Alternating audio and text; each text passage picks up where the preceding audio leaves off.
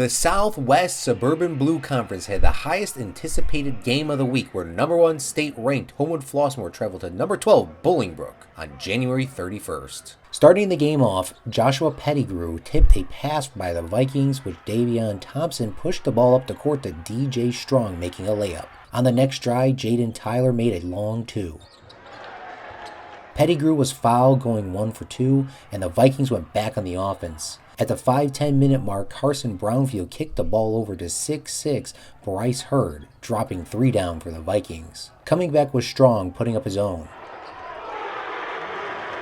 Swinging the ball out to the Raiders bench, gained Hurd some room. Jaden Tyler swooped up a ball that was blocked, and it rolled off his fingertips for 2 more. The Raiders didn't take too kindly to this, and Kevin Cathley went right through the paint, bouncing the ball off the glass. Being an extremely competitive game between 2 state-ranked teams left the first close. HF 14, Bolingbrook 12. In the second, Trey Brost tied up the game quickly, and Hurd got the ball back, hitting a 3 dead center on the arch. A bounce pass from Cathy reached Pettigrew, who converted. Hurd was just on fire, making another 3. A scuff between Hurd and Pettigrew ended up leading to senior Gianni Cobb taking free throws, which he made both. A few plays later, Hurd cleaned up Cobb's 3-point attempt. Tumbling towards the basket was Brownfield, adding 2 to the score. Going into the half, Vikings 35, Raiders 29. The Raiders continued to keep themselves in the game with points back out the gate, but Hurd and the Vikings were going to keep control with a 3. Donald Hagemaster rebounded the ball and passed it to Cobb, who sped through, making a layup, being fouled in the process for a 3-point play. Later, Davion Thompson reached around an attacker, stealing the ball and getting an and one, which lit up the crowd.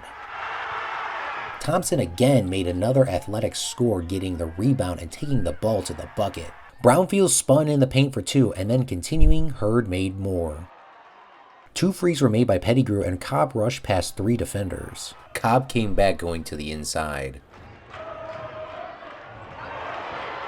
Heading into the fourth, HF had an 11-point lead. Vikings 56, Raiders 45. This quarter contributed to 43 points by both teams. There were layups, fouls, and threes.